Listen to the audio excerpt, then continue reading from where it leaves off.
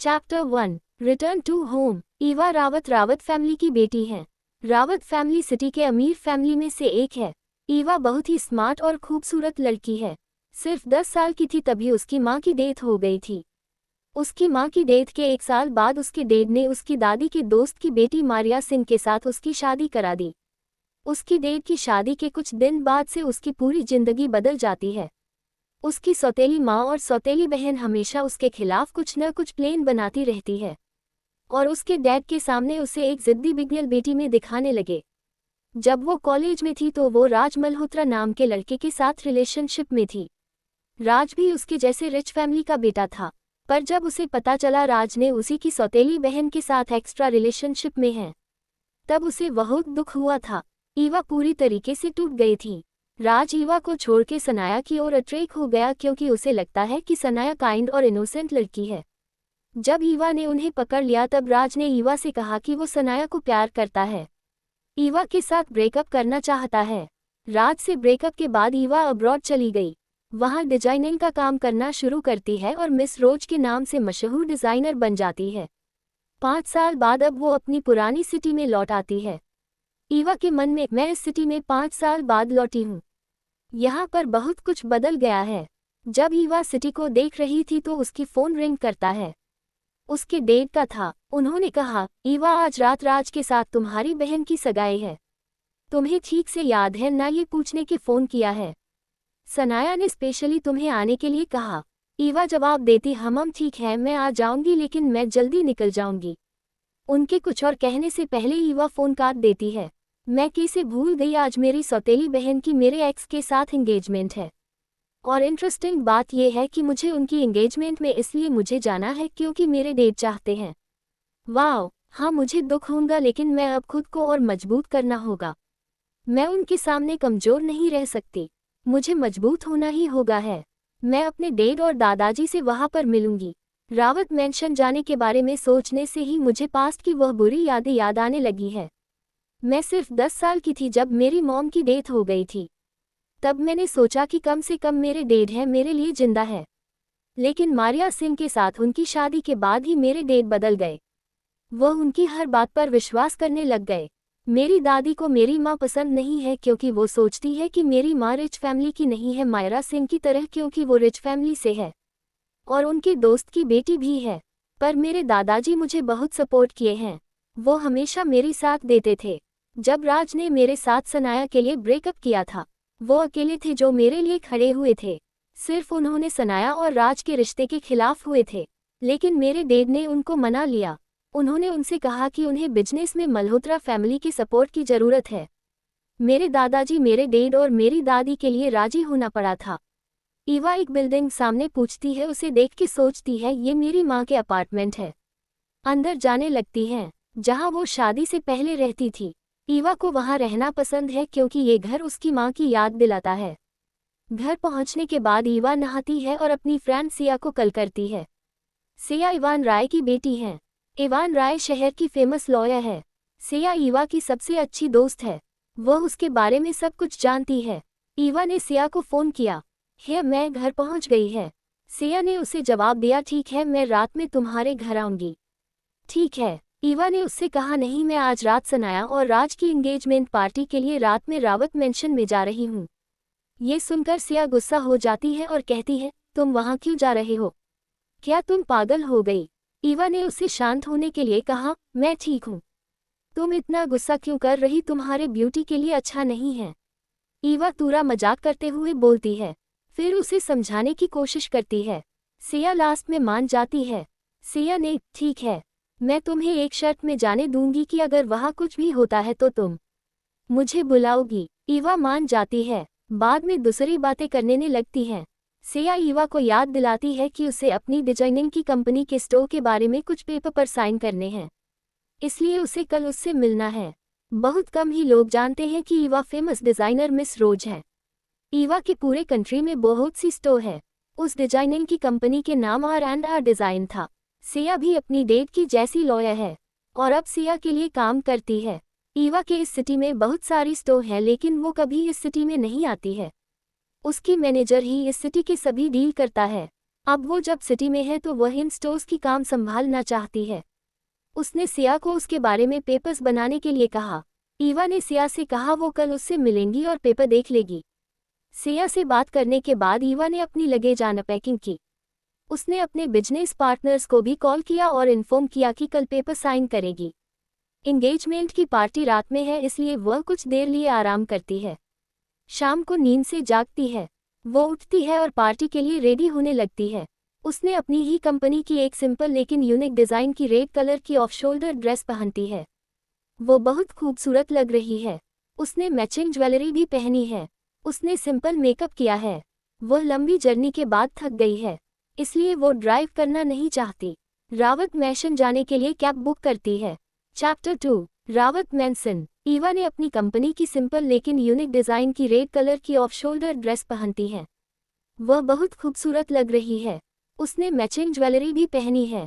उसने simple makeup किया है। वह लॉन्ग जर्नी के बाद थक गई है, इसलिए वह ड्राइव करना नहीं चाहती। वह रावत मैंसन जाने के लिए कैब बुक करती है। रावत मैंसन में ईवा आधे घंटे में रावत मैंशन में पहुंचती है। पूरी मैंसन को गुलाबों से सजाया गया है, क्योंकि सनाया को रोजेस पसंद है। जब ईवा मैंसन के दरवाजे पर खड़ी हुई, उसे अपनी दर्द भरी पास्ट की याद आती है। उसे याद होता है कि उसने राज के साथ जब ब्रेकअप किया था, उसके डैड ने उसको मैंशन से जाने के लिए कहे थे, क्योंकि उसके डैड नहीं चाहते सनाया और राज के रिलेशनशिप में कोई प्रॉब्लम हो। ईवा ने खुद को मजबूत किया। वो गहरी सांस लेती है और मैंसन में इंटर करती है। जब वो इंटर करती है तो उसने देखा सनाया और राज को एक दूसरे का हाथ पकड़कर मुस्कुराते हुए बात कर रहे थे। सनाया ने नेवी ब्लू कलर की ड्रेस है और राज ने नेवी ब्लू कलर की सूट पहन रखा है। उन्होंने मैचिंग ड्रेसेज पहनी है। ईवा के डेट सनाया के बगल में खड़े थे और उनके बगल में मारिया सिंह, जो ईवा की सौतेली माँ है। ये देखकर ईवा दुख होता है। वो लोग एक परफेक्ट फैमिली की तरह लग रहे हैं। उसे लगता है किसी को उसकी जरूरत नहीं है, यहाँ तक कि उसके डैड को भी नहीं। सभी लोग पार्टी को एंजॉय ले रहे हैं। ईवा ने अपने दादा दादी को नहीं देखा। उसे लगा है कि वो लोग अभी तक पार्टी में नहीं आए हैं। वो एक गहरी सांस लेने के बाद मैंसन में चली गई। वो बहुत सुंदर लग रही थी। जैसे ही वो पार्टी में एंटर करती है, सभी लोगों के बीच से चलती है। सभी ने उसे नोटिस करने लगे हैं। ईवा मैंसन में जब एंटर किया था, सभी लोग उसके बारे में बात करना शुरू कर देते हैं। सभी लड़के उसकी खूबसूरती की तारीफ कर रहे थे। एक लड़के ने कहा, उस ब्यूटीफुल लेडी को देखो। दूसरे लड़के ने भी उसकी सुंदरता की तारीफ कर रहा था। उसकी खूबसूरती से सभी लड़के तो कायल हो गए हैं। सभी लोग एक दूसरे से पूछ रहे हैं कि ये लड़की कौन है। ईवा को पहचानने वाले में से एक लड़की ने कहा कि वो रावत परिवार की असली बेटी और बारिश है। दूसरी लड़की पूछती है, वो तो अब्रॉड में है ना, कब लौटी। ईवा के डैड ईवा को देखते हैं और उसके पास चले जाते हैं। ईवा के डैड ईवा के पास आते हैं और उसके बारे में पूछे बिना उसे सनाया और राज के पास जाकर उनको को वेल विशेस देने के लिए कहा। उन्होंने कहा, ईवा प्लीज कोई सीन मत बताना, बस उन्हें विश करने जाना। ये पार्टी और एंगेजमेंट मेरे और मल्होत्रा फैमिली के लिए बहुत इम्पोर्टेंट है। ईवा अपने डैड की बात सुनकर मुस्कुराए और सनाया और राज के सामने जाने लगी। सनाया ने जब देखा ईवा आ रही है, उसने राज को बोलती है, देखो ईवा आ गई, और उसने जानबूझकर राज की हाथ पर प्यार रखा। ईवा उन्हें वेल विश कहती है। ईवा ने राज की ओर अपना हाथ आगे बढ़ाया और कहा, कांग्रेचुलेशन मिस्टर मल्होत्रा। राज ये सुनकर सरप्राइज हुआ जब ईवा ने उसे राज की बजाय मिस्टर मल्होत्रा कहकर बोली। उसने उदास चेहरे से ईवा से पूछा, तुम मुझे मिस्टर मल्होत्रा कहकर क्यों बुला रही हो। ईवा ने उसे जवाब दिया, सॉरी इट्स माई बैड, मुझे तुम्हें जीजाजी कहना चाहिए। राज का चेहरा ये सुनकर पीला पड़ गया। राज ने कहा, मेरा मतलब ये नहीं था, हम हमेशा दोस्त रहे हैं, अब भी तुम मुझे राज कह सकती हो। ईवा ने उसे जवाब दिया, ठीक है, पर अब तुम मेरे जीजा हो। उद्धरण चिन्ह। राज की ऐसी रिएक्शन देखकर सनाया ने नाटक करना शुरू कर दिया। उसने रोता हुआ चेहरा बनाया और ईवा से कहा, दी प्लीज मुझे माफ कीजिए, मेरी वजह से आपकी और राज की ब्रेकअप हुआ था, पर राज मुझे से प्यार करने लगे, आप भी मान गई थी, अब हमें आपके वेल विशेष की जरूरत है। सनाया ये कहते हुए रोने लगती है। राज को हमेशा की तरह उसकी नाटक पसंद आया और उसने ईवा से कहा, अब हमें उस बारे में भूलकर आगे बढ़ना चाहिए। अब सभी लोग उन्हें देख रहे हैं। ये देखने के बाद ईवा के डैड ईवा के पास आए और कहा, मैंने कहा था कि सीन मत बनना, तुम इतनी जिद्दी क्यों हो। ईवा के कुछ भी कहने से पहले सनाया रोते हुए कहती है, डैड, दी ने कुछ नहीं किया। ये मेरी गलती है, प्लीज दीदी से कुछ भी मत कहे, वो पहले से उदास है। ईवा उन लोगों को कुछ कहना जरूरी नहीं समझी उन लोगों से दूर जाने लगी। उसी समय ईवा के दादा आ रहे हैं। ईवा उन्हें देखती है और उनके पास जाती है। दादाजी, मैं आपको बहुत मिस किया है, ईवा ने उन्हें गले लगाते हुए ये कहा। उन्होंने उसे जवाब दिया, मैं भी तुम्हें बहुत मिस किया हूँ। ईवा उनसे कुछ देर बात करती है। कुछ देर बाद उसने अपने दादाजी से कहा, दादाजी मैं अभी जा रही हूँ, मैं फिर आपसे मिलने आऊंगी। ये सुनने के बाद ईवा के डैड उन लोगों के पास आते हैं और बोले, क्या तुम पार्टी खत्म होने तक रोक नहीं सकती हो? ईवा ने कहा, मुझे कुछ काम करना है, इसलिए मैं नहीं रोक सकती। उसके डैड ने उससे कहा, तुम कहीं नहीं जा सकती, तुम्हें यहीं रहना होगा। अगर तुम जल्दी चली गई तो लोग हमारे बारे में क्या बात करेंगे? ईवा ने अपने डैड से कहा, आपको मेरे अलावा सभी के बारे में सोचते हैं, कभी मेरे बारे सोचने में कष्ट कर सकते हैं। ये कहकर ईवा सनाया और राज के पास जाती है। वो उन्हें बधाई देती है, कंग्रेचुलेशन मेरी प्यारी सिस्टर और जीजा जी, मैं अब जा रही हूँ। सनाया मुस्कान के साथ उसे जाते हुए देखती है। ईवा बिना पीछे देखे निकल जाती है। ईवा मन में सोचती है, मैं सनाया और राज की एंगेजमेंट को लेकर अपसेट नहीं हूँ क्योंकि मैं उनसे उबर चुकी हूँ। अब मेरा उनसे अब कोई लेना देना ही नहीं है, लेकिन मैं अपने डैड के बिहेवियर से अपसेट हूँ। उन्होंने मुझसे ये भी नहीं पूछे मैं कैसी थी। वह मुझसे लगातार सीन न बनाने के लिए कह रहे थे। ये उन्हें याद था। क्या उन्होंने भूल गए कि मैं 5 साल बाद घर आई हूँ? कम से कम एक बार तो उन्हें मेरे बारे में पूछना तो चाहिए था। मेरे ये 5 साल कैसे थे? लेकिन उन्होंने पूछा नहीं। उन्होंने ये तक नहीं पूछा मैं अभी कहाँ रह रही हूँ, मैं कैसे महसूस कर रही हूँ। उन्होंने कुछ नहीं पूछा। वह मेरे साथ इतना क्रूर कैसे हो सकता है? आखिर मैं उसकी असली बेटी हूँ, न कि सनाया। चैप्टर 3, बच्चे को बचाना। ईवा मन में सोचती है, मैं सनाया और राज की एंगेजमेंट को लेकर अपसेट नहीं हूँ क्योंकि मैं उनसे उबर चुकी हूँ। अब मेरा उनसे अब कोई लेना देना ही नहीं है, लेकिन मैं अपने डैड के बिहेवियर से अपसेट हूँ। उन्होंने मुझसे ये भी नहीं पूछे मैं कैसी थी। वह मुझसे लगातार सीन न बनाने के लिए कह रहे थे। ये उन्हें याद था। क्या उन्होंने भूल गए कि मैं 5 साल बाद घर आई हूँ? कम से कम एक बार तो उन्हें मेरे बारे में पूछना तो चाहिए था। मेरे ये 5 साल कैसे थे? लेकिन उन्होंने पूछा नहीं। उन्होंने ये तक नहीं पूछा मैं अभी कहाँ रह रही हूँ, मैं कैसे महसूस कर रही हूँ। उन्होंने कुछ नहीं पूछा। वह मेरे साथ इतना क्रूर कैसे हो सकता है? आखिर मैं उसकी असली बेटी हूँ, न कि सनाया। ईवा दुखी थी इसलिए उसने थोड़ा पैदल चलने का फैसला किया। इसलिए वो कैब नहीं लेती। रात के हवा में सड़क पर चल रही थी। जब चल रही थी तो उसने देखा कि एक छोटा लड़का सड़क पर दौड़ रहा था। तभी उसने देखा कि एक कार दूसरी तरफ से आ रहा है। वो बच्चा डर गया और बीच सड़क पर खड़ा हो गया। ईवा बिना सोचे समझे बच्चे की ओर दौड़ती है। उसने छोटे लड़के को अपनी बाहों में ढांक लिया। छोटा लड़का उसे फटी आंखों में देखता है। ईवा ने अपनी आंखें बंद कर ली और उसे गले से लगा लिया। कार ड्राइवर सही टाइम पर ब्रेक दबा लेता है तो ईवा और छोटे लड़के को कोई चोट नहीं लगती। उसी टाइम पर कोई जोर से चिल्लाता है, ईशान। चीख सुनकर ईवा ने अपनी आंखें थोड़ी खोली और देखा कि कार से कोई धक्का उन्हें नहीं लगी। कार ड्राइवर कार से उतर गया और उनसे पूछता है, क्या आप ठीक हैं? इससे पहले कि ईवा कुछ कह पाती एक आदमी आकर उस कार ड्राइव की कॉलर को पकड़ लेता है और कहता है, क्या तुम गाड़ी चलाते टाइम नहीं देख सकते हैं? तुम्हें लाइसेंस किसने दिया है? अगर उसे कुछ हो जाता तो क्या होता? क्या तुम पागल हो? ईवा ने उसकी बात सुनी कहा और उसके पास गई। आदमी ने उसे डांटा और कहा, मैं कोई पागल नहीं है। ईवा ने कहा, वो हमें बचाने की कोशिश कर रहा था, लेकिन आप सिचुएशन को जाने बिना चिल्ला रहे हैं। कोई और उस आदमी के पीछे में आता है। एक आवाज आती है, कोई पूछता है, भाई ईशान ठीक है, वो कहाँ है? आप उस पर क्यों चिल्ला रहे थे? अगर उसे कुछ हो गया तो आप क्या करोगे? मोम और डैड हमें मार डालेंगे अगर उसके साथ कुछ हुआ तो। वो आदमी अपने भाई को डरावनी नजर से देखता है और जोर से चुप रहो कहता है। अपने डैड की चीख सुनकर ईशान डर गया।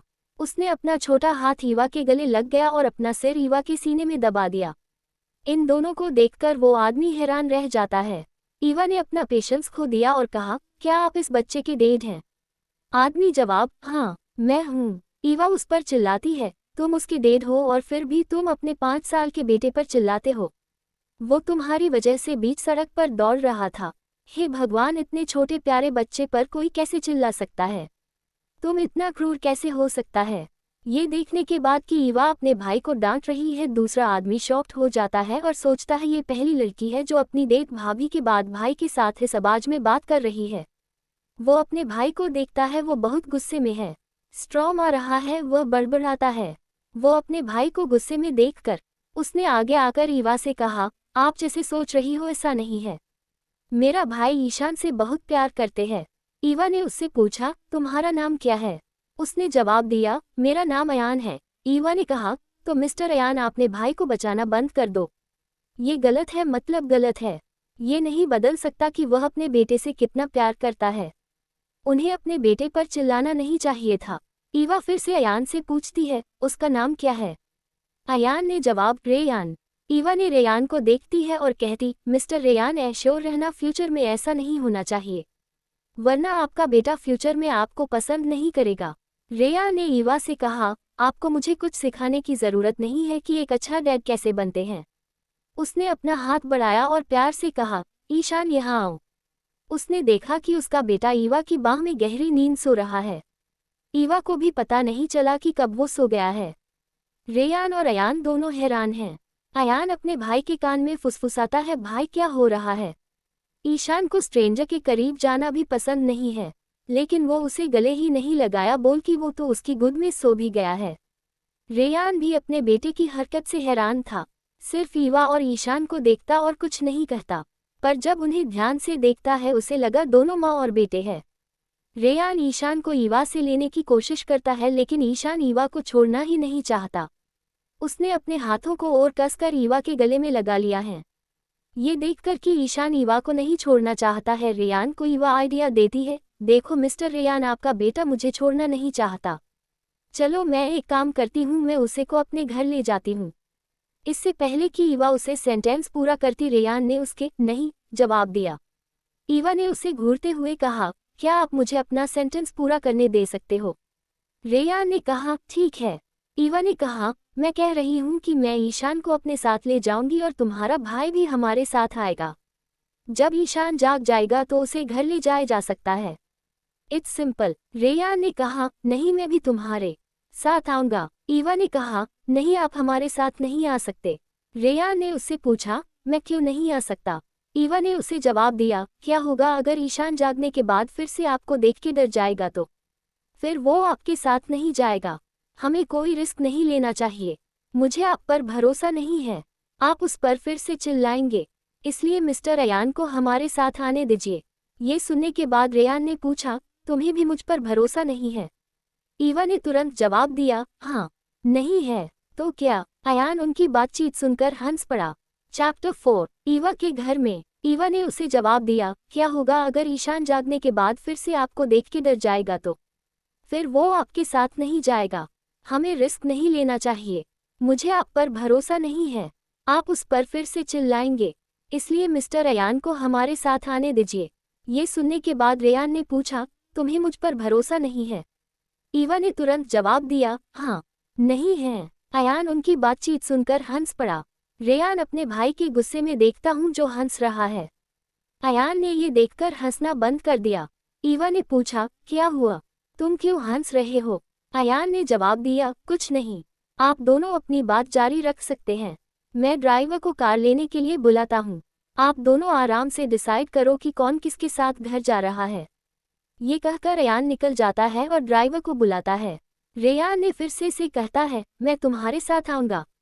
मैं अपने बेटे को अकेला नहीं छोड़ सकता, बस इतना ही। ईवा उसके साथ बहस नहीं करना चाहती, इसलिए कहा, ठीक है ठीक है, आओ। रेयान और ईवा दोनों एक दूसरे के सामने खड़े हैं। पिन ड्रॉप साइलेंस है, कोई बात नहीं कर रहा है। कुछ देर बाद अयान आ गया। वो ईवा को देखता है और कहता है, कार आ गया है, चलो चलते हैं। रेयान ने उससे कहा, मैं भी आ रहा हूँ। अयान ने पूछा, क्यों? उन्होंने कहा था ना आप नहीं आ सकते। रेयान कहता है, मैं अपने बेटे को तुम्हारे साथ नहीं छोड़ सकता। अयान ने कहा, क्या? इन दोनों भाइयों की लड़ाई सुनकर ईवा मुस्कुराई।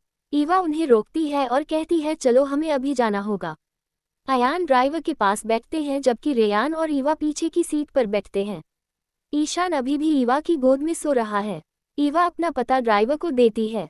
ईवा के हाथ दर्द कर रहा है क्योंकि उसने ईशान को लंबे समय से पकड़ रखा है। रेयान ने इसे नोटिस किया। रेयान ने ईवा से कहा, आप उसे अपनी गोद में लेटा सकते हैं। वह नहीं उठेगा। ईवा ने मना किया, नहीं ठीक है। रेयान ने उसकी बात नहीं मानी, मुझे आपकी मदद करने दो। रेयान ने सॉफ्टली ईशान का हाथ एक ईवा की गर्दन से लिया और उसे अपनी गोद में ले लिया। ईवा उसे थैंक यू कहा। अयान इस सीन को आईने से देख रहा था। उसे लगा उसके भाई आज कुछ अलग बिहेव कर रहे हैं। उनको मिस ईवा पर गुस्सा नहीं आया और उनकी मदद भी कर रहा है। मुझे विश्वास नहीं हो रहा है कि क्या ये मेरा भाई है। मुझे लगता है मिस ईवा मेरे भाई के लिए परफेक्ट मैच है। भाई को कंट्रोल कर सकती है। भाई को भी उसे पसंद है। मुझे कुछ करना है। उसी टाइम ड्राइवर ने टर्न लिया।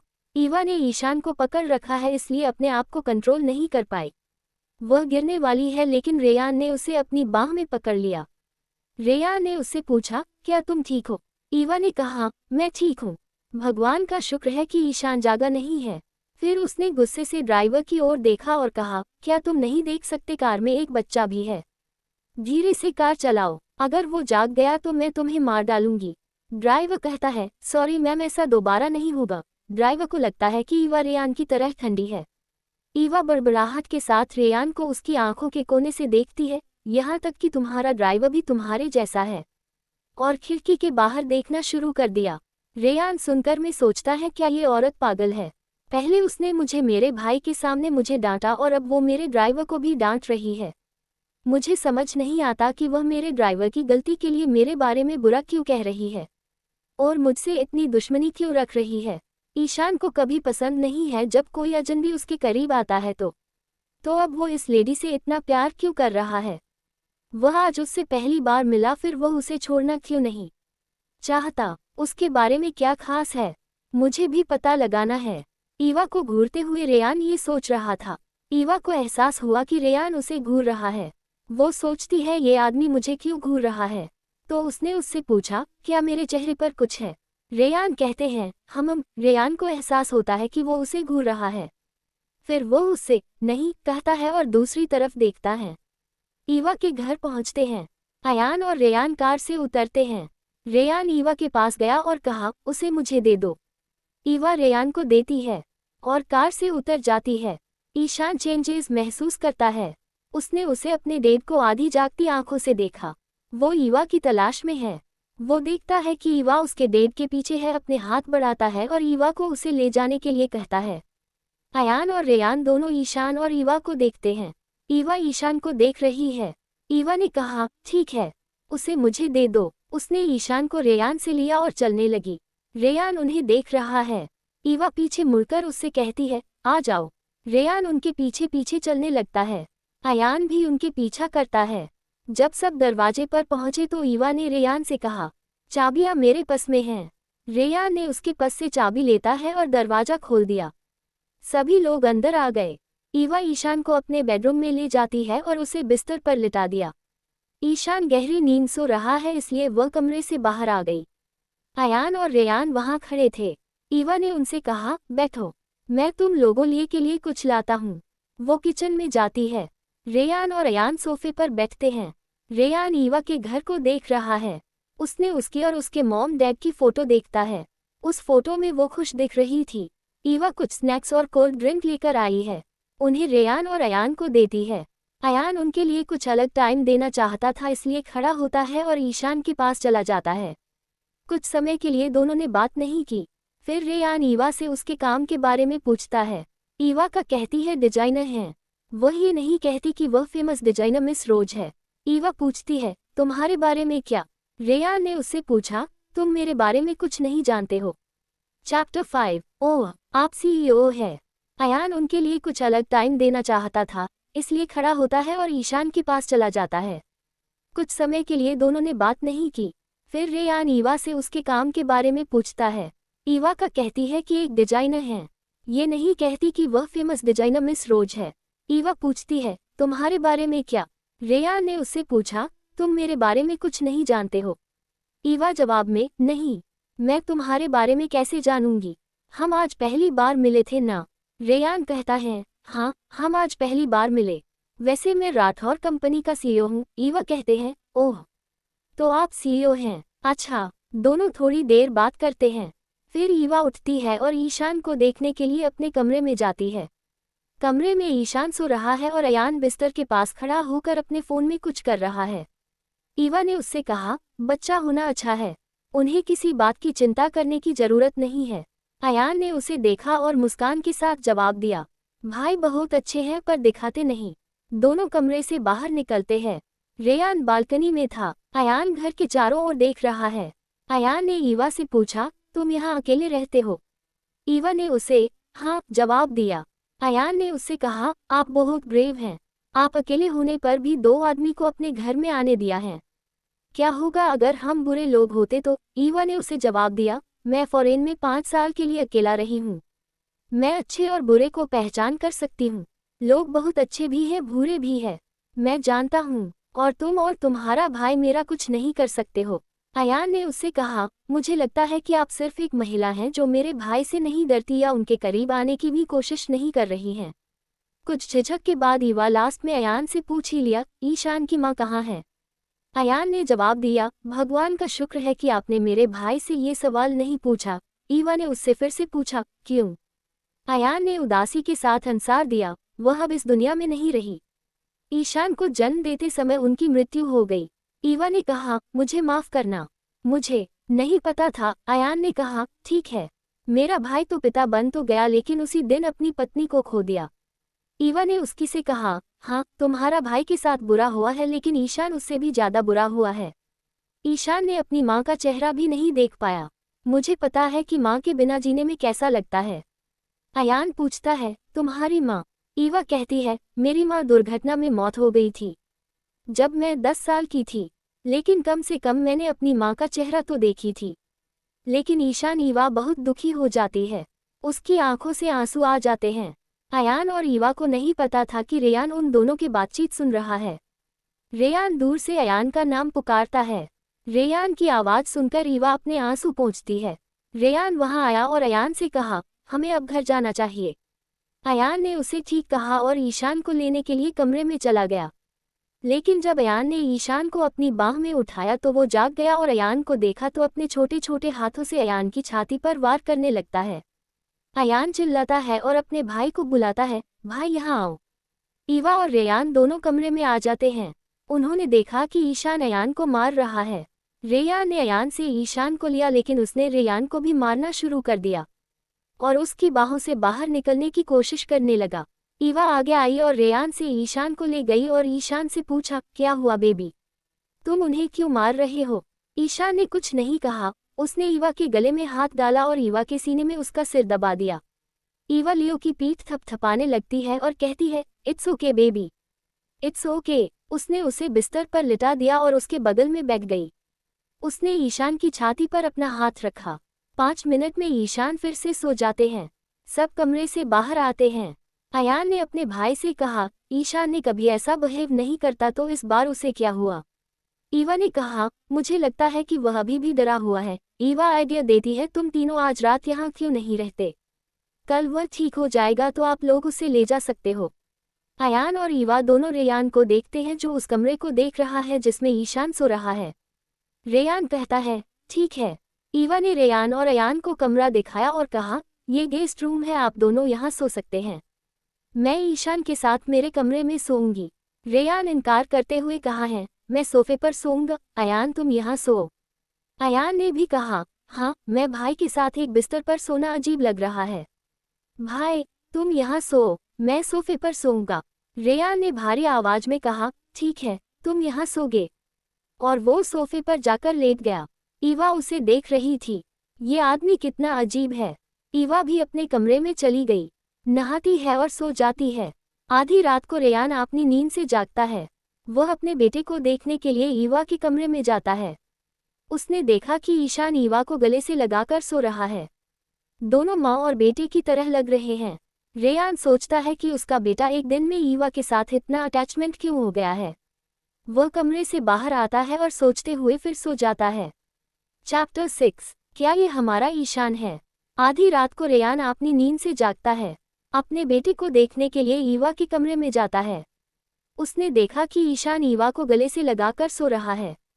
दोनों माँ और बेटे की तरह लग रहे हैं। रेयान सोचता है कि उसका बेटा एक दिन में ईवा के साथ इतना अटैचमेंट क्यों हो गया है। कमरे से बाहर आता है और कुछ सोचते हुए फिर सो जाता है। सुबह ईवा जल्दी उठ जाती है। उसने देखा कि ईशान अभी भी सो रहा है। वो नहाती है और सिंपल व्हाइट टी शर्ट और ब्लू डेनिम जीन्स पहनती है। उसने अपने बालों को ऊंची पोनीटेल में बांधा है। उसने अपने कमरे से बाहर आकर देखा कि अयान और रेयान दोनों नहीं उठे। वो उनके लिए नाश्ता बनाने के लिए किचन में चली गई। जब नाश्ता बना रही थी तब रेयान जाग जाता है। किचन में पानी पीने आ जाता है। उसने देखा कि ईवा खाना बना रही है। ईवा ने रेयान को देखा और कहा, तुम जाग गए, जाओ और अयान और ईशान को जगाओ। नाश्ता लगभग तैयार है। रेयान ने कहा ठीक है और अयान और ईशान को जगाने के लिए जाता। रेयान को लगता है कि ऐसा लग रहा है कि हम दोनों शादीशुदा हैं और मुझसे हमारे बेटे को जगाने के लिए कह रही है। उसने उन दोनों को जगाया। रिफ्रेश होकर खाने की टेबल पर बैठ जाते हैं। ईवा नाश्ता लेकर आती है। उसने सिंपल नाश्ता बनाया था। वह ईशान को एक गिलास दूध देती है।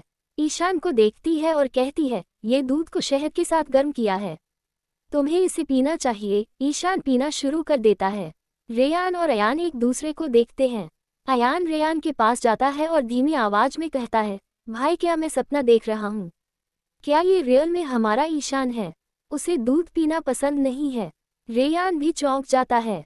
मुझे भी बिलीव नहीं हो रहा है, बिना नखरे किए दूध पी रहा है। ईवा ने उन्हें देखा और पूछा, तुम दोनों क्या फुसफुसा रहे हो?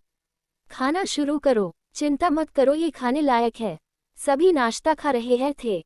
अयान ने ईवा की तारीफ की, आपका हाथ का खाना बहुत अच्छा है मिस ईवा। ईवा ने उसे थैंक यू कहा। रेयान ने कुछ नहीं कहा, चुपचाप खाना खा रहा था। नाश्ते के बाद वे जाने के लिए तैयार हैं। रेयान ईशान से कहता है, ईशान अब घर जाने का समय हो गया है। ईशान ये सुनकर परेशान हो जाता है और ईवा के हाथ पकड़ लेता है। ईवा उसके सामने घुटनों पर बैठती है। ईशान से बोलती है, बेबी परेशान मत हो, मैं तुम्हारे अंकल को मेरा नंबर दूंगी। अगर तुम मुझे याद करते हो तो तुम मुझे कभी भी कॉल कर सकते हो। ठीक है, अब एक अच्छा लड़का बनो और अपने डेट के साथ जाओ। ईशान ने कहा ठीक है। रेयान अपना फ़ोन ईवा को देता है और कहता है, अपना नंबर लिखो। ईवा रेयान को देखती है, सोचती है, उसने तो ईशान के अंकल कही थी न कि ईशान की डेट, और वो मुझे अपना फ़ोन क्यों दे रहा है? ईवा ने कुछ नहीं कहा, अपना नंबर लिख दिया। अयान ईवा को थैंक यू में कहा, मिस ईवा सब कुछ के लिए थैंक यू। ईवा जवाब, ये कुछ भी नहीं है। अगर ईशान को कुछ चाहिए तो आप मुझे कॉल कर सकते हैं। ईवा ने ईशान को अपनी बाहों में लिया और कहा, बाय बाय बेबी। वो उसके माथे पर किस करती है। ईशान भी अलविदा कहता है और उसके गाल पर किस करता है। रेयान ने ईशान को ईवा की बाहों से लिया। रेयान ने ईवा से कहा, ठीक है, वाई मिस ईवा। ईवा भी उसे और अयान को अलविदा कहती है। जब सब दरवाजे पर होते हैं तो ईवा का फ़ोन बजना शुरू हो जाता है। ये सिया है जो उसे बुला रही है। ईवा फ़ोन उठाती है। सिया के कुछ भी कहने से पहले ईवा लगातार बात करना शुरू करती है, मुझे पता है कि मुझे आज तुमसे मिलना है। तुम जानना चाहती हो कि कल क्या हुआ था। मुझे भी पेपर्स पर साइन करने हैं। तुम अब बड़े वकील हैं, तुम्हारे पास समय नहीं है। तुम ये कहना चाहते हो, ठीक है। अयान, ईशान और रेयान तीनों ईवा को देखते हैं। फ़ोन पर सिया कहती है, हाँ मैं चाहता हूँ ये कहो, मुझे सब कुछ जानना है। तो कब तुम मुझसे मिलने आ रही हो? ईवा ने उसे रिप्लाई देती है, अभी हमारे कॉमन प्लेस पर आओ, मैं 20 मिनट में वहां पहुंचूंगी। सिया उसे ठीक कहती है। उसने कॉल काट दी। सभी ईवा को देख रहे हैं। अयान ने ईवा से पूछा, आप कहीं जा रहे हैं? ईवा ने उसे जवाब दिया कि हाँ मैं अपनी दोस्त से मिलने जा रही है। अयान कहता है, हमारे साथ आओ, हम तुम्हें छोड़ देंगे। ईवा ने उसे जवाब दिया, नहीं ठीक है, मेरे पास कार है। ईवा ने दरवाजा बंद कर दिया और सभी पार्किंग में चले गए। अयान, ईशान और रेयान अपनी कार में बैठते हैं, जबकि ईवा अपनी कार की ओर जाती है। उसके पास मियामी ब्लू पोर्च 911 कार है। ये दुनिया में प्रसिद्ध स्पोर्ट्स कार में से एक है। रेयान सोचता है कि छोटे डिजाइनर के पास इतनी महंगी कार कैसे हो सकती है। रेयान और ईशान अभी भी उसे देख रहे हैं। अयान ने ड्राइवर को कार स्टार्ट करने के लिए कहा। ड्राइवर कार स्टार्ट करता है और चले जाते हैं। ईवा भी कार में बैठकर चली जाती है। ईवा 20 मिनट में कैफ़े पहुंचती है। ये छोटा सा कैफ़े है जहां सिया और ईवा हमेशा मिलते हैं। सिया पहले से ही कैफ़े के कोने में बैठी है। वह अपना हाथ लहराती है और ईवा को बुलाती है। ईवा इस टेबल पर आओ, सिया कहती है। सिया ने ईवा को एक्साइटेड होकर गले लगाया और उसके गाल को किस किया और कहा, मुझे तुम्हारी बहुत याद आती है। ईवा कहती है, मुझे भी तुम्हारी याद आती है। सिया ने उससे पूछा, कल क्या हुआ? क्या तुम ठीक हो? ईवा ने उसे जवाब दिया, चिंता मत करो, मैं ठीक हूँ। कल कुछ नहीं हुआ, मैं बस उन्हें शुभकामना दिया और चली आई हूँ। दोनों कुछ देर ऐसे ही बात करते हैं। चैप्टर 7 टीवी में ईवा 20 मिनट में कैफे पहुंचती है। ये एक छोटा सा कैफे है जहां सिया और ईवा हमेशा मिलते हैं। सिया पहले से ही कैफे के कोने में बैठी है। वो अपना हाथ हिलाती है और ईवा को बुलाती है। ईवा इस टेबल पर आओ, सिया बोलती है। सिया ने ईवा को एक्साइट होकर गले लगाती है और उसके गाल को किस करके बोलती है और कहो, मुझे तुम्हारी बहुत याद आई है। ईवा कहती है, मुझे भी तुम्हारी याद आई है। सिया ने उससे पूछा, कल क्या हुआ? क्या तुम ठीक हो? ईवा ने उसे जवाब दिया, चिंता मत करो, मैं ठीक हूँ। कल कुछ नहीं हुआ, मैं बस उन्हें कांग्रेचुलेशन बोली हूँ और चली आई हूँ। दोनों कुछ देर ऐसे ही बात करते हैं। कुछ समय बाद सिया ने ईवा को कुछ पेपर दिए। उसने उससे पूछा, क्या तुम सच में इन्हें संभालना चाहती हो? इसके बाद लोगों को तुम्हारी असली पहचान पता चल जाएगा। ईवा ने उसे जवाब दिया, हाँ मुझे पता है, मैं इसे अभी और छिपाना नहीं चाहती। ईवा पेपर पर साइन करती है। कुछ देर बाद कैफे से निकल जाते हैं। राठौर विला में उसी समय राठौर विला में ईशान टीवी देख रहा है। अयान और रेयान कंपनी के रिलेटेड कुछ काम कर रहे हैं। अचानक ईशान दौड़ते हुए रेयान के स्टडी रूम में आ जाता है। उसने रेयान का हाथ पकड़कर उसे खींचने की कोशिश करता है। रेयान उससे पूछो क्या हुआ? ईशान कहता है, आप मेरे साथ आओ जल्दी। ईशान ने रेयान को खींच लिया और उसे लिविंग रूम में टीवी के सामने ले गया। अयान भी उनका पीछा करता है और कमरे से बाहर निकलता है। ईशान टीवी स्क्रीन की ओर अपनी उंगली इशारा करता है और कहता है, डैडी देखो। अयान पूछता है, टीवी में क्या है कि आप हमें यहाँ तो खींच कर लाए हो? स्क्रीन में जो रेयान देखता है, रेयान हैरान रह गया। टीवी स्क्रीन देखा जा रहा है ईवा के जैसे कपड़े पहने लड़की थी। स्क्रीन पर उनके परिवार की तस्वीरें दिखाई दे रही हैं। स्क्रीन में ईवा अपने परिवार से मिलती है। रिपोर्टर बोल रही थी, रावत परिवार की बड़ी बेटी ईवा रावत कल विदेश से लौटी। उसने अपनी बहन की सगाई में भी आई थी, लेकिन वो जल्दी चली गई। सूत्र के अनुसार रावत परिवार में कुछ विवाद उनके साथ। रेयान के मन में वो रावत परिवार की बेटी है। वो तो अमीर है, इसलिए उसके पास एक महंगी कार है, लेकिन वो उस छोटे से अपार्टमेंट में क्यों रह रही है? वो क्यों कह रही है कि वह सिर्फ एक छोटी डिजाइनर है, अकेली रह रही है? उसे अपने माता पिता के साथ उनके विला में रहना चाहिए। रावत परिवार में वास्तव में कुछ संघर्ष है, पर मैं उसके बारे में क्यों सोच रहा हूँ? मेरा उससे कोई लेना देना ही नहीं है। इस तरफ ईशान स्क्रीन को देख रहा है जिसमें ईवा की तस्वीरें दिखाई दे रही हैं। अपने छोटे से हाथ से स्क्रीन पर ईवा के चेहरे को छूता है। अयान ने अपने भाई को ये दिखाया और चिढ़ाते हुए स्वर में कहा, भाई मुझे लगता है कि तुम्हारा बेटा मिस ईवा के प्यार में पड़ गया है। देखो वह उसके चेहरे को कैसे छू रहा है। रेयान ने उस पर जानलेवा तरीके से घूरने लगा। अयान ने उससे कहा, तुम मुझे इस तरह क्यों घूर रहे हो? मैं आपको बता रहा हूँ कि मिस ईवा में कुछ ऐसा है जो ईशान उसे बहुत पसंद करता है। रेयान ने कुछ देर सोचा और उससे कहा, रोहित को बुलाओ। अयान चौंक गया, क्या आप कह रहे हैं कि आप ईशान को साइकेट्रिस्ट से मिलवाना चाहते हैं? डॉक्टर रोहित अग्रवाल साइकेट्रिस्ट है और रेयान के पुराना दोस्त भी हैं। रेयान कहते हैं, हाँ रोहित मेरा फ्रेंड है, इसलिए यहाँ होगा तो कोई प्रॉब्लम नहीं होगी। मैं जानना चाहता हूँ कि ईशान पर ईवा का इतना प्रभाव क्यों है। अयान ने उसे जवाब दिया, ठीक है मैं उसे कल करता हूँ और उसे आने के लिए कहता हूँ। रेयान कहता है, उसे रात में आने के लिए कहना, अभी हमें कंपनी जाना है। अयान उसे ठीक है कहता है। दोनों ऑफिस जाने के लिए तैयार हो जाते हैं। रेयान शालिनी आंटी को बुलाता है। शालिनी आंटी ईशान की देखभाल करने वाली है। वो बहुत साल से रेयान के लिए काम कर रही है। रेयान कहता है, आंटी हम जा रहे हैं, ईशान का ख्याल रखना, आप अच्छे से ध्यान रखना वो कुछ खाए। शालिनी आंटी उसे ठीक कहती है। रेयान ईशान के पास जाता है, अपना ध्यान रखना हम जा रहे हैं, कोई शरारत मत करना, वाई बोलता है। ईशान भी उसे वाई कहता है। बाहर निकलते समय रेयान धीरे धीरे आवाज में कहता है, उसने मुझे उसकी तरह किस नहीं किया। अयान ने ये सुना और कहा, आपने भी तो उसकी तरह उसे किस नहीं किया। रेयान कहता है, चुप रहो, जाओ और गाड़ी तैयार करो। आधे घंटे में कंपनी पहुंच जाते हैं। जैसे ही रेयान कंपनी में एंटर करता है, सभी एम्प्लॉयज काम सीरियस हो जाते हैं। सब काम करने लगते हैं, सिर भी नहीं उठाते। रेयान अपनी बेरहमी के लिए जाने जाता है। अगर उसे पता चलता है कि उसके एम्प्लॉयज सीरियस होकर काम नहीं कर रहे हैं तो उन्हें निकाल दिया जाता है। सभी महिला एम्प्लॉयज का उस पर क्रश है, लेकिन कोई उनसे कहने की कोशिश नहीं करते। रेहान बहुत गुस्सेल और सख्त है, लेकिन ये भी ध्यान रखता है कि कौन कितना मेहनत करता है। अयान रेयान के उल्टा है, सभी के साथ अच्छी तरह से मिलता है। सभी एम्प्लॉयज ने उसे मॉर्निंग विश करते हैं। रेयान ने कुछ नहीं कहा, सिर्फ अपना सिर हिलाता है। रेयान के असिस्टेंट उसके पास आता है, उसे मॉर्निंग कहता है। रेयान ने उससे पूछा, आज का मीटिंग का क्या होया है? उसने जवाब दिया, सर हमें 10 मिनट में स्टार डिज़ाइन कंपनी के साथ मीटिंग है। रेयान ने उसे ऑर्डर दिया, मीटिंग रूम तैयार कर लो, मैं 10 मिनट में आ जाऊंगा। वहां से चला जाता है। रेयान और अयान रेयान के केबिन में आते हैं।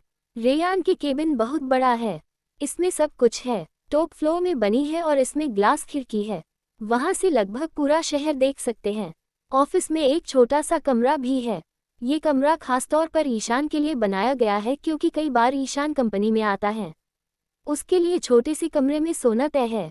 रेयान कभी कभी वहां सोता है जब उसे देर से काम करना होता है। टेबल पर रेयान और ईशान की मम्मी की तस्वीरें हैं। इसके अलावा रेयान और ईशान की तस्वीर भी है। उसकी अनुमति के बिना कोई भी उसके केबिन आने की हिम्मत नहीं करता। रेयान अपनी कुर्सी पर बैठता है, जबकि अयान रेयान की कुर्सी ठीक सामने वाले कुर्सी पर बैठ जाता है। रेयान ने अयान से पूछा, क्या तुमने रोहित को फ़ोन किया?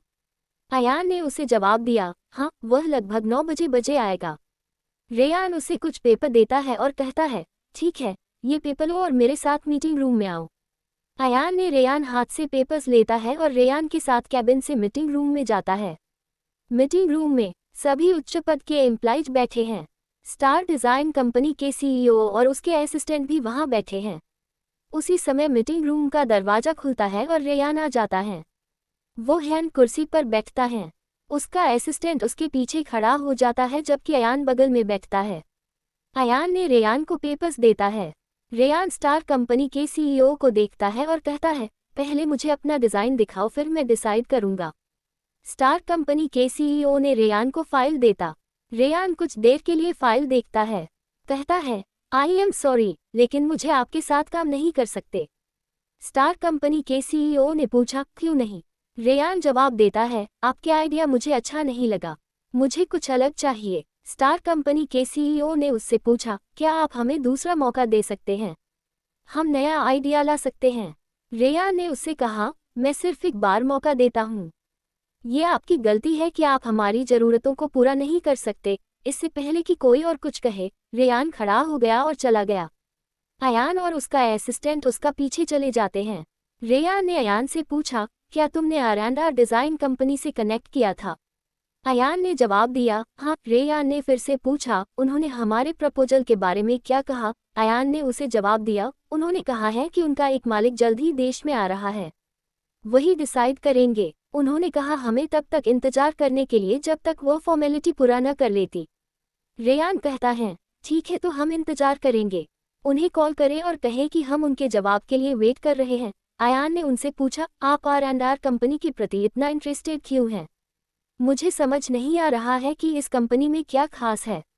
रेयान ने उसे कोई जवाब नहीं दिया और अपने ऑफिस में चला गया। Chapter 8 fall in love. आज रोहित आ रहा है, इसलिए रेयान जल्दी घर जाने का फैसला करता है। रेयान लगभग 8 बजे घर आ गया है। उसने आंटी को बुलाकर उनसे पूछा, क्या ईशान ने कुछ खाया? वह कहाँ है? आंटी ने जवाब दिया, हाँ, उसने खाना खा लिया है, अब वह उसके कमरे में खेल रहा है। रेयान ने उसे जाने और रात का खाना तैयार करने के लिए कहा। ठीक है कहकर चली गई। आधे घंटे के बाद रोहित अग्रवाल राठौरविला में पहुंचता है। उसने अयान और रेयान दोनों को गले लगाया। वे कुछ देर बात करते हैं। फिर ईशान ने रेयान से पूछा, अब मुझे बताओ कि प्रॉब्लम क्या है? अयान ने उससे पूछा, तुम्हें कैसे पता है कि कोई प्रॉब्लम? रोहित ने जवाब दिया, अगर कोई प्रॉब्लम नहीं होता तो ये आदमी मुझे क्यों बुलाता है? ये कहते हुए वो रेयान की ओर उंगली उठा देते हैं। रेयान ने उसे देखा और कहा, क्या हम अब इम्पोर्टेंट बात कर सकते हैं? रोहित ने पूछा, ठीक है, मुझे बताओ क्या प्रॉब्लम है? अयान रोहित के पास बैठता है और कहता है, ये बहुत इंटरेस्टिंग है, मैं आपको बता दूं। रोहित उसे देखता है। अयान जब देखता है रोहित जानने के लिए बहुत एक्साइटेड है। अयान कहता है, क्या आप जानते हैं कि हमारा ईशान प्यार में पड़ गया है? रोहित शॉक हो जाता है, क्या हमारा ईशान प्यार में पड़ गया? किसके साथ?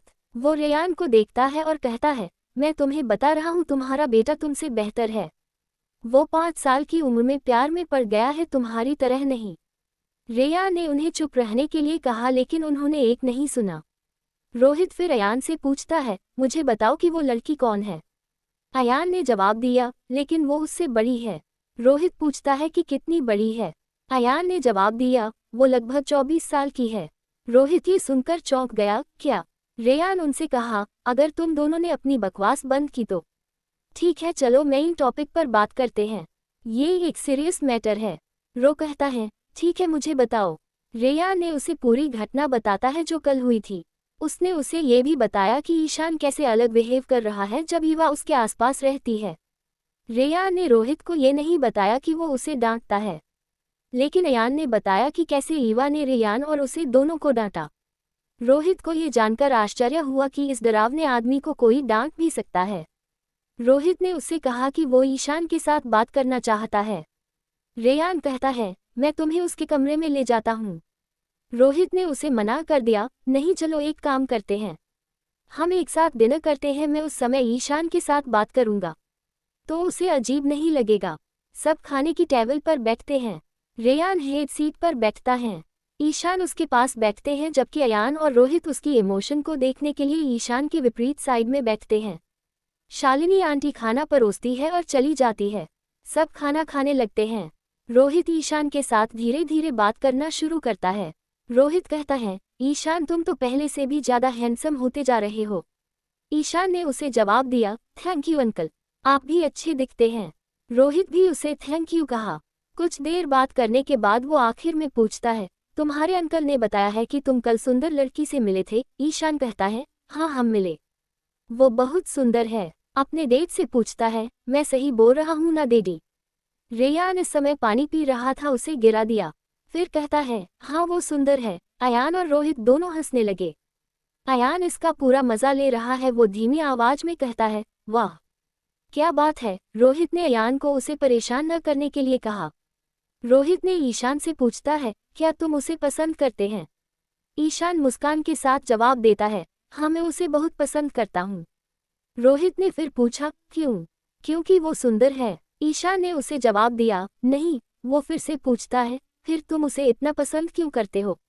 ईशान ने मासूमियत से जवाब दिया, क्योंकि वो मेरी रक्षा कर सकती है। रेहान बातचीत को आगे बढ़ाता है और कहता है, मैं भी तुम्हारी रक्षा कर सकता हूँ। फिर तुमने मेरी बात क्यों नहीं सुनी जैसे तुम उसकी बात सुनते हो? ईशान ने उसे उत्तर दिया, नहीं आप हर किसी से रक्षा नहीं कर सकते हैं। ईशान हर कोई शब्द कहते हुए रेयान की आंखों में देखता है। रोहित ने नोटिस किया और समझने में देर नहीं लगी कि ईवा के साथ ईशान के प्यार का कारण क्या है। रोहित बातचीत को रोकने के लिए रेयान और अयान को इशारा देता है, इसलिए उन्होंने उस बारे में बात करना बंद कर देते हैं और रात का खाना खत्म कर देते हैं। रात के खाने के बाद रेयान ने शालिनी आंटी को ईशान को नहलाने और उसे सुलाने के लिए कहा। ईशान सभी को गुड नाइट कहा और चला गया। ईशान पर रेयान डॉटता तो बहुत है और उसके साथ सख्त भी है, क्योंकि वो नहीं चाहता कि ईशान काया बने। ईशान अपने कमरे में जाने के बाद अयान, रेयान और रोहित सोफे पर बैठता है। रेयान ने रोहित से पूछता है, अब मुझे बताओ कि तुमने क्या समझे हो? ईशान का व्यवहार अलग क्यों है जब वो ईवा के साथ होता है? उसके शब्दों का ईशान पर इतना प्रभाव क्यों पड़ता है?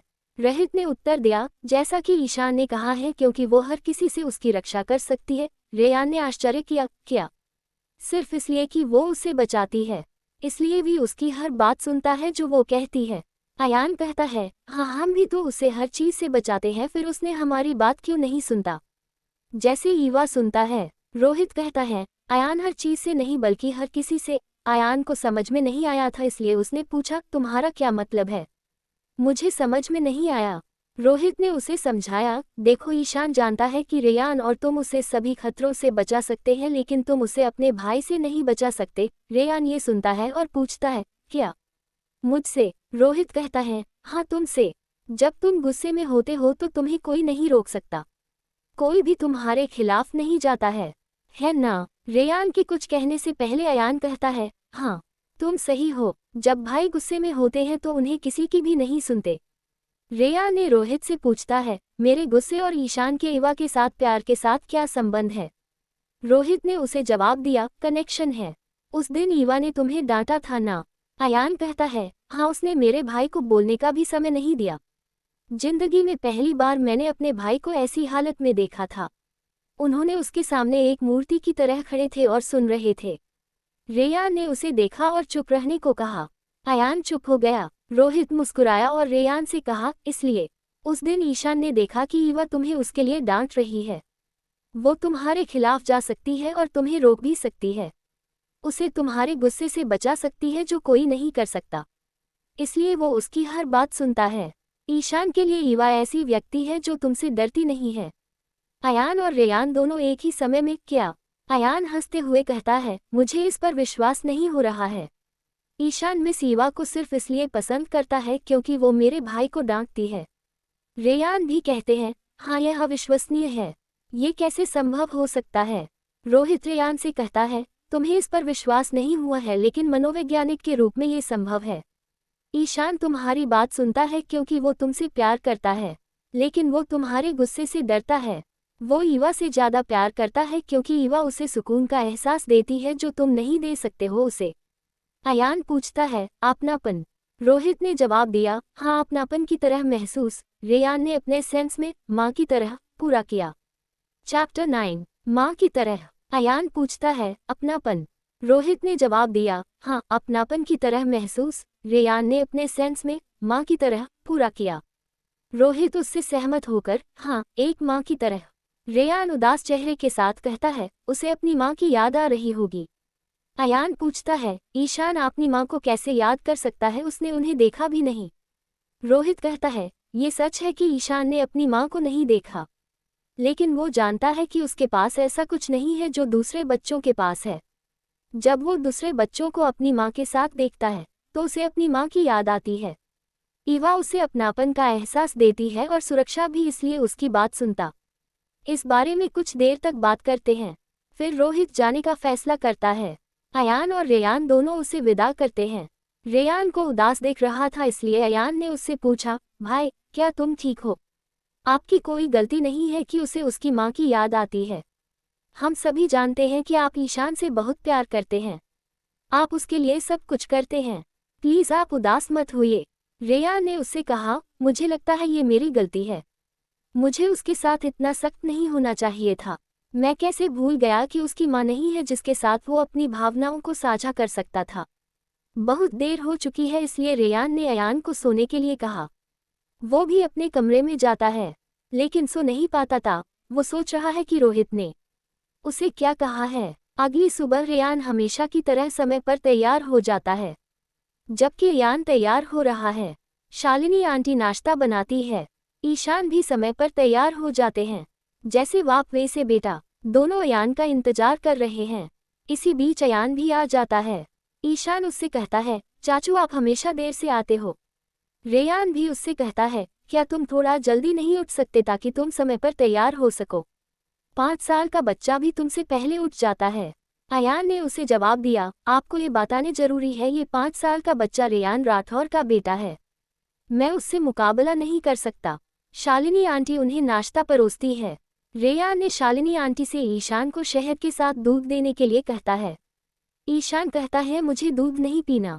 रेयान ने ईशान से पूछता है, तुम आज दूध क्यों नहीं पीना चाहते हो? तुम तो इसे कल पिए थे ना? ईशान ने उसे जवाब दिया, मैं इसे पिया था क्योंकि ईवा आंटी ने मुझे बोला था। रेयान फिर से पूछता है, तो आप इसे आज क्यों नहीं पियोगे? ईशान ने उसे जवाब नहीं देता। रेयान पूछता है, क्यों? ईशान कहता है, क्योंकि मैं नहीं चाहता। रेयान को अब गुस्सा आ रहा था, इसलिए अयान उनके बीच आ गया। भाई, उसे मजबूर मत करो, अगर नहीं चाहता तो मत पीने दो। रेयान और ईशान दोनों गुस्से के साथ बैठे हैं। अयान सोचता है, दोनों एक जैसे हैं। उसी समय ईवा के घर में वो तैयार हो रही है। अपनी कंपनी की R&R की मुख्य शोरूम पर जा रही है। वो आज इसका चार्ज लेगी। आज उसने फॉर्मल कपड़े पहनती है। वहां जाने के लिए अपनी कार की स्टार्ट करती है। आधे घंटे में वहां पहुंच जाती है। कार से उतरते ही सभी लोग उसे देख रहे हैं। एक व्यक्ति कहता है, उस लड़की को देखो, वह बहुत अच्छी लग रही है। एक और व्यक्ति कहता है, हाँ तुम सही हो, वह सुंदर और मस्त है। ईवा दुकान में एंटर करती है। एक सेल्स गर्ल कहती है, हेलो मैडम, मैं आपके लिए क्या कर सकती हूँ। ईवा ने उसे विनम्रता से कहा, अपने मैनेजर को बुलाओ। लड़की कहती है, क्या कुछ गड़बड़ है मिस। ईवा ने उसे जवाब दिया, नहीं, पर तुम्हें पता चल जाएगा, पहले उसे बुलाओ। लड़की कहती है, ठीक है, और मैनेजर को लाने के लिए जाती है। कुछ मिनट बाद मैनेजर भी आ जाता है। मैनेजर ने ईवा को देखकर पहचान जाता है, हेलो मैडम, आपसे मिलकर अच्छा लगा। ईवा कहती है, आपसे मिलकर भी अच्छा लगा। सेल्स गर्ल कंफ्यूजन थी। मैनेजर ने सभी एम्प्लॉयज को इकट्ठा होने के लिए कहा। मैनेजर ईवा को सभी से मिलवाता है, मिस ईवा से मिलिए, वो हमारी कंपनी के मालिक में से एक है। आज से इस देश में सभी दुकानों का चार्ज ले रही है। सभी एम्प्लॉयज एक साथ, हेलो मैडम। ईवा उन्हें जवाब देते हैं, गुड मॉर्निंग। मुझे आशा है कि हर कोई फ्यूचर में अपना काम अच्छे करेगा जैसा कि अभी कर रहा है। सभी एम्प्लॉयज जवाब देते हैं, यस मैडम। मैनेजर ने ईवा से कहा, मैं आपको आपका ऑफिस दिखाता हूँ, प्लीज मैम इस तरफ आइए। ईवा उसके साथ जाती है। ईवा अपना ऑफिस दिखाती है। ये उसके काम के लिए काफी बड़ा था। बीच में एक बड़ा टेबल और कुर्सी है। सभी फाइलें टेबल पर हैं। ऑफिस में बड़ी खिड़की है। अपना काम करने लगती है। अपने पार्टनर्स को भी कॉल करती है और सूचित करती है कि वो आज से काम संभाल रही है। उसके कुछ दिन बाद रेयान ने ईशान पर ईवा का प्रभाव देखा। ईशान हमेशा ईवा के बारे में बात करता है, तो रेयान ने अयान को ईवा के बारे में सभी चीज़ों की इन्वेस्टिगेट करने के लिए कहा। जैसे वो क्यों रावत विला में नहीं रह रही है, वो विदेश क्यों गई थी। अयान ने रेयान से कहा कि आज हमें रिजल्ट मिलेगा। रेयान अपने ऑफिस में इंतजार कर रहा है। अयान हाथ में कुछ पेपर लेकर रेयान के ऑफिस में आता है।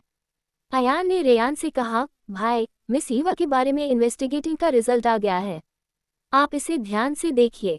रेयान ने उससे पूछा, क्यों, क्या कुछ गड़बड़ है। अयान ने जवाब दिया, नहीं, लेकिन बहुत इंटरेस्टिंग है, आपको अपने सभी सवालों के जवाब मिल जाएंगा। रेयान ने अयान से लेता है और दिखाता है इन्वेस्टिगेटिंग का रिजल्ट। नाम ईवा रावत, व्यवसाय डिजाइनर। माता दुर्घटना में मृत्यु हो गई जब ईवा 10 साल की थी। पिता जॉनसन कंपनी के सीईओ। पुनर्विवाह मारिया सिंह से, जिनकी पहले से एक बेटी शायना है। वह इवान राय की बेटी सिया राय की दोस्त हैं। वे एक दूसरे को कॉलेज से जानते हैं। कॉलेज में उनका बॉयफ्रेंड राज मल्होत्रा भी था। दोनों 3 साल से रिलेशनशिप में थे। उसके बाद उसने ईवा के साथ ब्रेकअप कर लिया और उसकी सौतेली बहन शानिया सिंह के साथ रहने लगा। इसके बाद वह विदेश चली जाती है। वह विदेश में क्या करती है कोई जानकारी नहीं है। रेयान ने ईवा का बारे में पढ़ा। अयान से पूछता है, इन्वेस्टिगेटर को क्यों इस बारे में जानकारी नहीं मिली कि वो विदेश में क्या कर रही थी। अयान ने जवाब दिया, इन्वेस्टिगेटर कोशिश कर रहे हैं लेकिन वो जानकारी सुरक्षित है, कोई तरीका उन्हें मिल रहा है। रेयान कहते हैं, इंटरेस्टिंग, ठीक है, आगे की जांच के लिए कहो, मैं जानना चाहता हूँ कि वो विदेश में क्या कर रही थी। अयान ने उससे पूछा, आप उसके बारे में क्यों जानना चाहते हैं, ऐसा लगता है कि आप भी उसे ईशान की तरह पसंद करते हैं। रेयान उस पर गुस्सा हो जाता है और कहता है, मैं अपने जीवन में सिर्फ एक महिला से प्यार करता था, वो तुम्हारी भाभी थी। मैं इस तरह की बातें फिर से नहीं सुनना चाहता हूँ, इसलिए फिर से मत कहना। अयान कहता है, ठीक है, मैं कुछ नहीं कहूँगा, लेकिन मुझे कोई तो कारण बताओ कि आप मिस ईवा में क्यों इंटरेस्ट रख रहे हो। रेयान कहते हैं, उसकी जानकारी सेफ है, इसका मतलब है कि वो कुछ तो छुपा रही है। मैं जानना चाहता हूँ कि वो क्या छुपा रही है। अयान उससे कहा, ठीक है, मैं उसे इस बारे में इन्वेस्टिगेट करने के लिए कहता हूँ। अयान कुर्सी पर बैठ गया। वो रेयान से पूछता है, क्या आपने उसके एक्स बॉयफ्रेंड नेम को पढ़ा। राज मल्होत्रा के परिवार का बेटा, वो भी अमीर परिवार से है। रेयान ने उसे जवाब दिया, हाँ, मैंने पढ़ा, मैं भी उससे एक बार मिलूंगा। मुझे स्पष्ट रूप से याद नहीं है, लेकिन मुझे लगता है कि मैं उससे एक पार्टी में मिला था। अयान कहता है, मुझे समझ में नहीं आता कि मिस ईवा के साथ जो किया उसके बाद उसका परिवार उसे अपनी दूसरी बेटी की प्रेमी के रूप में कैसे स्वीकार कर लिया है। क्या कुछ ऐसा नहीं सोचते हैं, मिस ईवा के साथ अच्छा नहीं हुआ। रेयान ने उससे कहा, मुझे कहना होगा कि मिस ईवा काफ़ी साहसी है, वो अपनी सौतेली बहन और अपने एक्स बॉयफ्रेंड की सगाई में गई है और उन्हें शुभकामनाएं दिया है। अयान ने जवाब दिया, अगर वो क्रूर रेयान राठौर को डांट सकती है और उसके बेटे को मना सकती है तो वो कुछ भी कर सकती है। ये उसके लिए कुछ भी नहीं है। रेयान ने उसे देखा और कहा, अगर तुम अपनी बकवास बंद नहीं किया है तो मेरे साथ चलो। अयान ने उससे पूछा, क्या? रेयान ने उसे जवाब दिया, हमारी मीटिंग है। रेयान फाइलें और कार की चाबी लेता है और चलना शुरू करता है। अयान उसका पीछा करता है। एक रेस्टोरेंट में ईवा कोने की टेबल पर बैठी है। वो वहाँ किसी से मिलने के लिए आई है। वो एक कंपनी खोजना चाहती है जिसके साथ वो उनके साथ कोऑपरेट कर सके। वो उसके लिए रिवाइवल कंपनियों की लिस्ट तैयार करती है। ये कंपनी उनमें से एक है। वो एसटी कंपनी के सीईओ मिस्टर त्रिपाठी के साथ मीटिंग कर रही है। उनकी मुलाकात लगभग पूरी हो चुकी है। रेयान की मीटिंग भी यहाँ था। वो अपनी मीटिंग वीआईपी रूम में कर रहा है। मीटिंग खत्म होने बाद रेयान और अयान के साथ कुछ और लोग भी कमरे से बाहर आ गए। रेयान रेस्टोरेंट के कोने में कुछ जानी पहचानी चेहरे को देखता है। दूसरा व्यक्ति उससे कहता है, मिस्टर राठौर, हम अब जा रहे हैं। हमें आशा है कि हम फिर से मिलेंगे। लेकिन रेयान ने उन्हें नहीं देखा और जवाब दिया, हाँ। अयान ने उससे ठीक से जवाब दिया। अयान ने उनसे हाथ मिलाया और कहा, बेशक हम फिर मिलेंगे। वह व्यक्ति वहां से चला जाता है। अयान ने रेयान से पूछा, तुम क्या देख रहे हो? तुमने सुना ही नहीं कि वो क्या कह रहा है? अयान रेयान की निगाहों का ओर करता है। चैप्टर 10, सनाया और राज से मुलाकात। अयान रेयान की निगाहों का पीछा करता है। उसने देखा कि ईवा एक आदमी के साथ बैठी है। अयान ईवा को मिलने के लिए एक्साइटेड है। वो कहता है, क्या कोइंसिडेंट है? मिस ईवा भी यहाँ है। चलो उनसे बात कहते हैं। हम कहेंगे ईशान उन्हें बहुत याद कर रहा है। रेयान ने उसे रोका, वो बिजी लगती है। हमें उसे परेशान नहीं करना चाहिए। उसी समय अयान किसी को देखता है और कहता है, हम उसे कोई डिस्टर्ब नहीं करेंगे पर वो लोग जरूर करेंगे। रेयान कंफ्यूजन में पूछता है, क्या? अयान ने उसे रेस्टोरेंट के दरवाजे पर देखने के लिए कहा, उन्हें देखो। रेयान एक जोड़े को ईवा की ओर हाथ में हाथ डाले चलते हुए दिखाता है। दूसरी तरफ ईवा ने देखा कि एक जोड़ा अपनी ओर आ रहा है। वो और कोई नहीं, शानिया और राज हैं। दोनों एक दूसरे के हाथ पकड़े हुए हैं। दोनों ईवा की टेबल के पास आते हैं। शानिया अपनी हल्की मुस्कान के साथ कहती है, दीदी, मुझे नहीं पता था कि आप भी यहाँ आ रही हैं। आप कैसे हैं? राज ने भी उसे ने बोला, हेलो ईवा। ईवा ने उसे कुछ नहीं कहा। उसने उसके खिलाफ व्यक्ति से कहा, मिस्टर त्रिपाठी, मैं अपना डिसीजन लेने के बाद आपसे कांटेक्ट करूंगी। आप चाहें तो जा सकते हैं। मिस्टर त्रिपाठी कहते हैं, ठीक है, मैं अब जा रहा हूँ। क्योंकि आपकी बहन यहाँ है, आप अपना लॉन्च जारी रख सकते हैं। ईवा जवाब, मिस्टर त्रिपाठी आने के लिए थैंक यू। मिस्टर त्रिपाठी वहाँ से चले। शांता ने पूछा, वो कौन है दी? ईवा ने उसे जवाब दिया, इससे तुम्हारा कोई काम नहीं है, इसलिए ये जानने की जरूरत नहीं है कि वो कौन है। राज शानिया का सपोर्ट करते हुए कहता है, शानिया ने सिर्फ पूछ रही है, तुम्हें इतना कठोर होने की जरूरत नहीं है। ईवा ने उसे जवाब दिया, मैं कठोर होना चाहता हूँ। मैं जवाब नहीं देना चाहता। अयान और रेयान ये देख रहे हैं। अयान रेयान से कहता है, हमें उसकी मदद करनी चाहिए। आखिरकार उसने भी हमारी मदद किया है। रेयान ने उससे कहा, क्या तुम्हें लगता है कि उसे मदद की जरूरत है? मुझे नहीं लगता कि उसे हमारी मदद की जरूरत है। देखते हैं कि वो उनसे कैसे निपटती है। अयान ने उसे ठीक कहा। दोनों उनकी बातचीत सुन रहे हैं। शानिया उदास चेहरा बनाती है और कहती है, मुझे पता है दीदी, तुम मुझसे परेशान हो। लेकिन उसे ईवा और उससे पूछो, एक मिनट रुको, मैं तुमसे परेशान क्यों होऊंगा? तुम मेरे लिए कौन हो? राज ने ये देखकर चौंक गया। कहता है, ईवा प्लीज इस तरह की बातें मत कहो। शानिया तुम्हारी बहन है। ईवा जवाब देती है, नहीं, वो मेरी बहन नहीं है। मेरी माँ सिर्फ एक बच्चे को जन्म दे है और वह मैं हूँ। मेरा कोई भाई या बहन नहीं है। शानिया को राज की सहानुभूति प्राप्त करने के लिए रोना शुरू किया और कहती है, दी, आप ये कैसे कह सकते हैं? मुझे पता है कि आप मुझसे नफरत करते हैं क्योंकि राज मेरे साथ है। लेकिन अगर आप चाहें तो मैं राज के साथ ब्रेकअप सकती हूँ आपके लिए। ईवा जानती है कि शानिया अभिनय कर रही है, इसलिए वह कहती है, मेरे लिए ठीक है, मैं कह रही हूँ, उसके साथ ब्रेकअप करो। शानिया ये सुनकर चौंक गई। उसने सोचा कि ईवा इनकार कर देगी। राज भी हैरान है। अयान रेयान से कहता है, क्या मिस ईवा अब भी उससे प्यार करती है? रेयान कहते हैं, वेट करो, अभी उसकी टेस्ट कर रही है। वो उससे प्यार नहीं करती। अयान ने पूछा, आप इतने शो कैसे हो सकते हैं? रेयान कहते हैं, मुझे पता है, बस देखो, बात मत करो। शानिया ये सुनकर चौंक गई कि ईवा ने उसे राज के साथ ब्रेकअप करने लिए कहा था। उसने सोचा था ईवा इनकार कर देगी। उसने देखा राज ईवा को देख रहा है। उसने राज का हाथ कसकर पकड़ लिया और उसे फटी आंखों से देखा। वो चाहती है कि राज ईवा के साथ बात करे। राज ने शानिया की आंखों में आंसू देखकर और ईवा से कहा, तुम उसके साथ ऐसा क्यों कर रहे हो? ये मैं हूं जो उसे सबसे पहले पसंद किया है। ये उसकी गलती नहीं है। ईवा ने उससे पूछा, फिर ये किसकी गलती है, तुम्हारा या मेरा? वो इतनी मासूम है, वो नहीं जानती कि तुम मेरे बॉयफ्रेंड थे, है ना? राज ने उसे गुस्से से जवाब दिया, मैं कह रहा हूं ना, ये मेरी गलती है। और अब 5 साल हो गए हैं। अब तुम्हें अपने आप पर काबू पाना चाहिए। मुझे सिर्फ शानिया पसंद है। ये सुनकर शानिया की आंखें चमक उठी। ईवा हंसती है और कहती है, mister Malhotra ops, sorry brother in law, आपको खुद पर इतना इतराने की जरूरत नहीं है। आपको लगता है मैं अब भी आपको पसंद करती हूँ।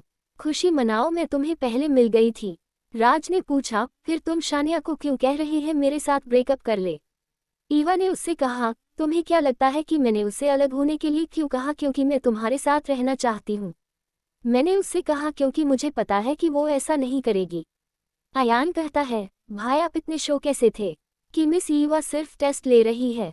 रेयान उसे समझाता है, उसका कैरेक्टर ऐसा नहीं है, अपनी अतीत से चिपकी रहती है। मेरा मतलब है वह ऐसी नहीं दिखती है। अयान ने रेयान से कहा, वाह भाई, आप उसे बहुत अच्छी तरह समझते हैं। मैं आपको बता रहा हूँ, आप दोनों एक दूसरे के लिए एकदम सही हैं। बर्फ की तरह ठंडा, मसाले की तरह बोला ही था उसके बंद हो गया। रेयान ने उसे मौत की नज़र से देखा, मैंने तुमसे कहा था इस बारे में बात न करना, है ना? अयान ने माफ़ी मांगी, सॉरी अब देखते हैं। शानिया को राज की सहानुभूति प्राप्त करने के लिए रोती और कहती है, दी मैं राज से बहुत प्यार करता हूँ, लेकिन अगर आप अभी भी उसे चाहते हैं तो मैं उसे आपको दे सकता हूँ, आपकी खुशी के लिए। राज ने शानिया का हाथ पकड़ कर कहा, तुम क्या कह रहे हो? मैं तुम्हारे साथ नहीं छोड़ूंगा। मैं तुम्हें सिर्फ अपनी जीवन भर प्यार करना चाहता हूँ। मैं उसके साथ फिर से नहीं रहूंगा। ईवा ने उससे कहा, ओह क्या प्यार है। रिलैक्स्ड, मैं भी अपने जीजाजी के साथ नहीं रहना चाहती। तुम लोगों के जानकारी के लिए कहती हुई, राज मेरे लिए एलिजिबल नहीं है। और राज की तरफ देखती है, बोलती है, आप अभी भी मेरे लिए इनएलिजिबल हैं मिस्टर मल्होत्रा। और मैं अपने दी गई चीज़ों को वापस नहीं लेती। मैं उन चीज़ों को भी नहीं लेती जो वास्तव में मेरी नहीं है। ये मेरी स्टाइल नहीं है, तुम्हें तो पता है। ये सुनकर शानिया चेहरा काला पड़ गया। राज भी चौंक गया। अयान भी सुनकर हैरान रह गया। ओहो, ओएमजी, मिस ईवा में कुछ है। उसने मिस्टर मल्होत्रा को इतनी बुरी तरह से रिजेक्ट कर दिया और अपनी सौतेली बहन को इनडायरेक्टली से ताना मारा। उनके चेहरे को देखो, वे अभी भी सदमे में हैं। मुझे तो वो पसंद है। रेयान अपनी भान के कोने को ऊपर उठाता है और कहता है, उसे बहुत पसंद है। अयान कहता है, ऐसा नहीं है, मेरा मतलब है कि मुझे उसका स्टाइल बहुत पसंद है। ईवा के मुंह से ऐसी शब्द सुनकर शानिया और राज दोनों चौंक जाते हैं। शानिया कुछ देर बाद बोलती है, प्लीज दी से लड़ाई नहीं करना चाहिए। हम आपसे सॉरी कहना चाहते हैं। आप मेरे घर क्यों नहीं आते? मेरा मतलब है हमारा घर रात के खाने के लिए। हम सब एक साथ रात का खाना खाएंगे। आप, मैं, राज, देव, मोम, हम सब, पूरा परिवार। बहुत अच्छा होगा। शानिया चाहती है ईवा दुखी हो जाए, इसलिए वो बातचीत में ईवा के डेट को खींचती है। लेकिन ईवा ने जवाब दिया, मैं बिजी हूँ। आप सभी परिवार के रूप में एक साथ डिनर कर सकते हैं। कोई बात नहीं। शानिया उदास चेहरे के साथ राज को दिखाती है और कहती है, दी, मैं आपको इनवाइट कर रही हूँ क्योंकि डेड आपको बहुत याद करते हैं। वो दुखी है क्योंकि आप हमारे सगाई की पार्टी तक नहीं रहे। उन्होंने सोचा आप जल्दी चली गई हैं क्योंकि आप दुखी हैं और परेशान भी। ईवा ने उसे जवाब दिया, मैं जल्दी निकल गई हूँ क्योंकि मैं एक लंबी उड़ान से थक गई थी। इसलिए नहीं कि मैं दुखी हूँ। इसलिए गलत मत समझो। तुम दोनों जो चाहो कर सकते हो, मुझे कोई आपत्ति नहीं है। और दूसरी, तुम्हें मेरी और मेरे डेट की चिंता करने की जरूरत नहीं है। ठीक है, अगली बार। इससे पहले कि ईवा अपना वाक्य पूरा करे, राज कहता है, तुम इतनी कठोर कैसे हो सकती हो ईवा? वह सिर्फ तुम्हारे बारे में चिंतित है। ईवा नाराज क्यों हो रही? क्या तुम मुझे बीच में रोकने की हिम्मत कर रहे हो जब मैं बात कर रहा हूँ? मुझे इससे सबसे ज्यादा नफरत है। याद रखना, जीजा जी, मुझे भी चीजों को दोहराने से नफरत है। ईवा शानिया को देखती है और कहती है, और तुम अगली बार मेरे डेट को अपनी प्लानिंग में मत खींचना। और भगवान के लिए शिकारी यो की तरह काम मत करो, ये बहुत इरिटेटिंग है। अगर तुम दोनों ने पूरा हो गया तो मैं जा रहा हूँ। जब ईवा जाने के लिए मुड़ती है, शनाया भी मुड़ती है और वेटर से टकराती है। वो ऐसा नाटक करती है जैसे ईवा को रोकना चाहती है। वेटर कंट्रोल नहीं कर पाया और ट्रे से ग्लास ईवा के पैरों के पास गिर जाती है। बहुत अचानक हुआ, इसलिए ईवा समय पर प्रतिक्रिया नहीं कर पाई। ग्लास टूट गया और उसके टुकड़े ईवा के पैर पर गहरी खरोंच कर देते हैं। उसके पैर से खून बहने लगता है जहां ये खरोंच था। राज भी हैरान है। उसने सनाया को पकड़ रखा है। उसने सनाया से पूछा, क्या तुम ठीक हो? उसने जवाब दिया, हाँ मैं ठीक हूँ। ये देखते ही रेयान ईवा की ओर दौड़ा। अयान भी उसका पीछा करता है। उसने ईवा से पूछा, क्या तुम ठीक हो? सनाया और राज को अपरिचित आवाज सुनाई देती है। दोनों देखते हैं। राज ने देखा कि रेयान एक हाथ से ईवा का हाथ पकड़ रहा है और दूसरा हाथ ईवा के कंधे पर है। ईवा उसे देखकर हैरान है। तुम यहाँ क्या कर रहे हो? रेयान के बजाय अयान ने जवाब दिया, हम यहाँ मीटिंग के लिए आए हैं। क्या तुम ठीक हो? तुम्हारा पैर। अपना वाक्य पूरा करने से पहले ईवा अयान से कहती है, तुम भी हो? चिंता मत करो, मैं ठीक हूँ। जैसा ही अयान ने पैर का नाम बोला, रेयान उसके पैर को देखो। रेयान गुस्सा हो जाता है और कहता है, आप कैसे ठीक हैं? अपने पैर को देखो, खून बह रहा है।